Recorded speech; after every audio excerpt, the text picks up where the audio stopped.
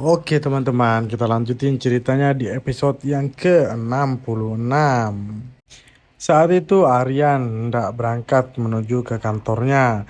Namun di sana Imli mencegahnya untuk tidak berangkat ke kantor karena dia sedang sakit dan keadaannya belum pulih setelah dia berperang melawan teroris. Aryan pun ngotot untuk tetap berangkat. Namun akhirnya setelah bersusah payah, Imli berhasil meyakinkan Aryan untuk beristirahat di rumah sampai keadaannya benar-benar pulih. Aryan pun menugaskan Imli untuk berangkat ke kantor dan menjadi CEO untuk sementara karena dia sangat mengkhawatirkan kantornya karena sudah lama dia tidak datang ke kantornya. Imli pun mencari alasan untuk menolaknya teman-teman. Namun Aryan berhasil menang dalam dialog tersebut dan meyakinkan Imli untuk menerima tawaran menjadi CEO. Imli pun berangkat menuju ke kantor Baskar Times. Dia menggunakan mobil Aryan. Setibanya di kantor, dia turun dari mobil. Dia membuka pintu.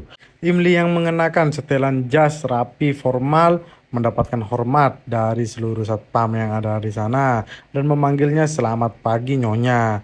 Dia pun mengatakan aku adalah Imli. Panggil aku Imli saja seperti biasanya. Namun satpam tersebut menolak karena katanya dia sudah ditugaskan dan beri jabatan oleh bos. Dia adalah seorang CEO sekarang. Imli pun masuk ke dalam kantor. Dan lagi-lagi di dalam kantor semua teman-temannya menyapanya dengan sebutan Nyonya. Sontak itu pun membuat Imli merasa canggung. Imli duduk di meja kerjanya seperti biasa. Namun editor mengatakan bahwa ruangannya sudah disiapkan. Imli pun tertegun dan bingung. Dia pun masuk ke ruangan Aryan. Lagi-lagi dia terkejut karena ternyata nama ruangan tersebut sudah diganti dengan nama dirinya. Dia pun kagum. Kemudian dia mengingat masa-masa di mana dia sangat memimpikan untuk menjadi seorang CEO. Emily pun menelpon ibunya dan mengatakan bahwa saat ini dia adalah seorang CEO. Meskipun hanya sementara, dia sangat bahagia. Ibunya pun mengatakan bahwa dia tidak boleh menyia-nyiakan dan membuang kepercayaan Aryan kepadanya. Imli juga menelpon Ibu Aditya dan mengabarkan bahwa dirinya akan menjadi CEO selama sehari. Ibu Aditya pun senang mendengarnya, begitu juga dengan Rupali dan orang-orang di sana. Semua orang di sana mendoakan supaya Imli berhasil. Sementara itu, Aditya baru saja sampai di kantor dan mendengarkan beberapa gosipan dari seluruh karyawan di sana. Dia mendengar bahwa Aryan telah mengganti dan menunjuk CEO sementara. Aditya pun bergumam dalam hatinya dan berkata, "Kenapa Aryan menunjuk CEO sesuka hati?" Sampai detik ini Aryan belum tahu bahwa CEO yang ditunjuk adalah Imli, teman-teman. Kemudian ada salah satu pegawai yang ingin mengambil cutinya. Dia meminta izin kepada Imli. Namun Aditya berkata, "Kau harus minta izin kepada CEO bukan Imli." Dan pegawai tersebut berkata bahwasannya Imli adalah CEO sementara saat ini. Aditya pun terkejut dan langsung merespon dengan menghina dan mencaci maki Imli. Dia berkata bahwa dirinya telah bekerja siang malam selama bertahun-tahun. Namun Imli hanya perlu tidur dan malam di rumah bosnya untuk menjadi CEO. Imli pun meneteskan air mata teman-teman karena dia sakit hati mendengarkan perkataan Aditya. Namun dia teringat perkataan ibunya yang untuk terus tetap maju dan menerjang segala halangan rintangan yang dihadapi teman-teman. Seperti lagu Song Gokong ternyata. Imli pun berkata kepada Aditya, "Kau adalah seorang reporter senior. Kau belum menulis satu artikel pun sampai jam segini. Aku memberi waktumu untuk menuliskan artikel dan mengumpulkannya kepadaku sampai jam 4 sore." Seakan-akan jawaban tersebut teman-teman mengabaikan pernyataan dan hinaan Aditya yang sebelumnya. Setelah itu, Malini menelpon Aditya dan menanyakan apakah dia sudah sarapan atau belum. Aditya mengatakan bahwa dirinya belum sempat makan karena dia harus segera menyelesaikan artikel yang ditugaskan oleh bos barunya, yaitu Imli. Kemudian Malini pun yang mendengar kabar tersebut mulai memprovokasi Aditya dan mulai mengatakan bahwa kantornya tidak sportif dan tidak adil. Bagaimana bisa seorang CEO ditunjuk karena dia mau berselingkuh dengannya? Aditya pun mengalihkan pembicaraan Malini tersebut. Namun Malini terus memprovokasi Aditya. Aditya pun terprovokasi, teman-teman. Di ruang CEO, Imli sedang menerima telepon dari Aryan yang menanyakan tentang situasi di kantor saat ini. Namun tiba-tiba Aditya masuk ke dalam ruangan CEO dan dia menyerahkan surat pengunduran diri kepada Imli. Dia mengatakan bahwa dirinya ingin berhenti dan dia juga berusaha gajinya tidak dibayar penuh asalkan kantor melepaskannya dan membebaskannya dari pekerjaan. Aryan pun yang belum menutup telepon saat sedang berteleponan dengan Imli mendengar semua percakapan tersebut dan mengatakan kepada Imli, keputusannya kau yang ambil, kau putuskan yang mana menurutmu yang terbaik. Aryan pun menyerahkan seluruh keputusan Baskar Times kepada Imli, termasuk nasib Aditya saat ini. Aditya pun keluar ruangan dan Imli pun hanya bisa tercengang, teman-teman. Sementara itu, Imli mendengar kabar bahwa Haris telah menggadaikan rumah untuk meminjam uang dan telah terjadi keributan di rumah Tripati. Imli pun langsung cemas dan bergegas menuju ke rumah Tripati. Namun saat dia sampai di rumah Tripati, Aditya memperingatinya bahwa dia tidak boleh ikut campur di keluarga Aditya. Kemudian saat itu Malini langsung mendorong Imli sehingga Imli hampir jatuh, teman-teman. Namun di saat yang tepat Aryan datang dan menarik tangan Imli yang hampir jatuh tersebut. Imli pun tidak jadi jatuh, teman-teman. Kemudian di saat yang bersamaan lagu Jania Dil Jania diputar, teman-teman, membuat suasana jadi romantis. Lagu Jania Dil Jania diputar, teman-teman, membuat suasana jadi romantis. Aryan pun langsung memarahi Malini dan dia harus bersikap sopan terhadap tamu. Aryan pun berkata kepada Imli, untuk apa kau peduli dengan orang yang tak memperdulikanmu?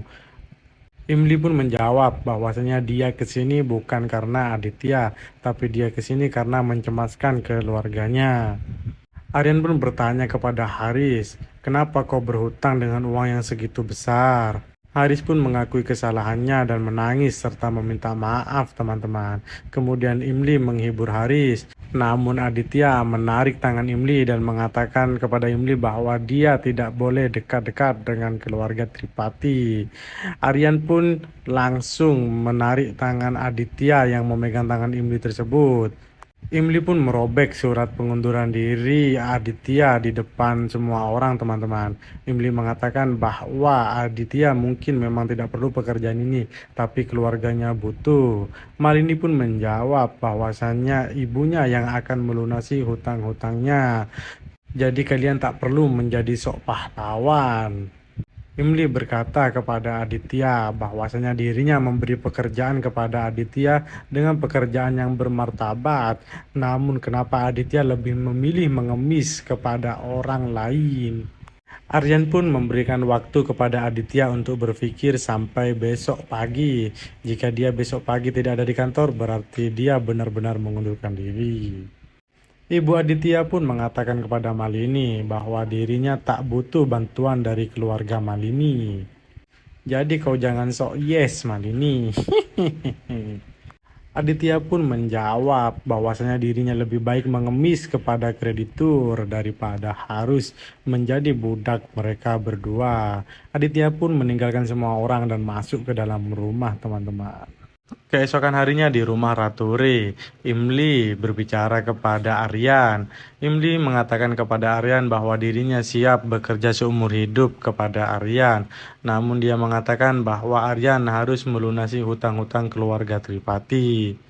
Namun saat Imli berbicara hal itu kepada Aryan, tiba-tiba Aditya ada di situ juga, teman-teman, dan mengejutkan mereka berdua. Aditya pun bertepuk tangan. Nah, di sini aku heran, teman-teman. Kenapa Aditya bisa masuk? Apa dia gak pakai assalamualaikum dulu, teman-teman? Kok tiba-tiba ada di dalam rumah Aryan? dan malah salah paham kepada mereka berdua. Aditya mengira mereka berdua telah memainkan peran. Aditya juga berkata kepada Imli bahwasanya dia melakukan itu pasti hanya karena ingin memperbudak Aditya.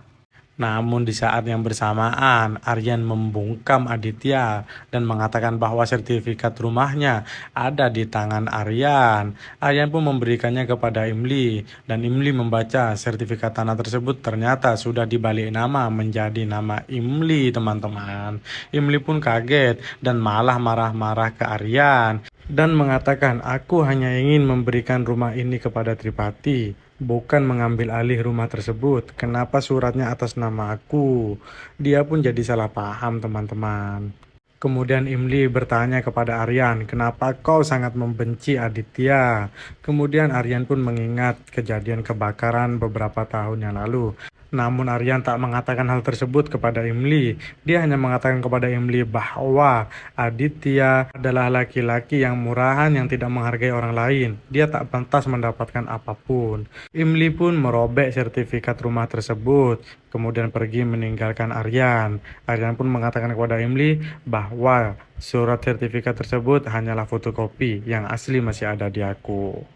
Setelah Imli pergi, Arpita yang mengetahui situasi tersebut bertanya kepada Aryan, kenapa ada seorang pengusaha yang rela memberikan hartanya untuk berinvestasi kepada karyawannya sebanyak itu.